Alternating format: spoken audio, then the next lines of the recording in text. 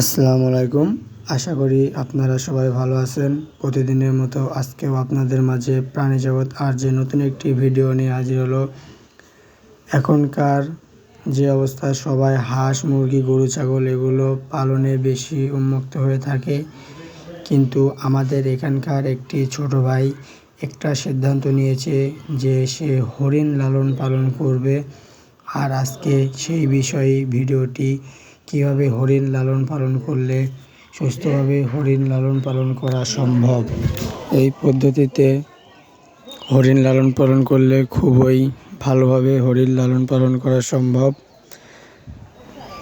আসলে হরিণ লালন পালন করার আগে যে হরিণগুলো আপনারা কিনবেন সেগুলো দেখে শুনে কিনবেন, যেন সেগুলো আসলে চিড়িয়াখানা থেকে নেওয়া হয়। আর আমি মূলত এই হরিণগুলো 5টি হরিণ কিনেছিলাম, তার মধ্যে 2টা মেল আর 3টা ফিমেল। কিন্তু আমি বাসায় আনার পরে তারা আমার খামারের সাথে মানিয়ে গুছিয়ে নিতে লাগলে তার 5টার ভিতরে একটা মেল হরিণ মারা গেছিলো, যে কারণে এখন আমার খামারে 4টি হরিণ ছিল। তারপরে এখন সে হরিণগুলো অনেকগুলো বাচ্চা দিয়েছে, আর এখন আমার খামারে অনেক হরিণ হয়েছে।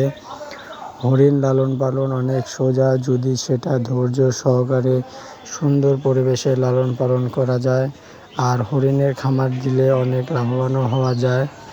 আর এই খামার থেকে এরকম হরিণ ভাইটি আশা করে অনেক টাকা বিক্রি করবে।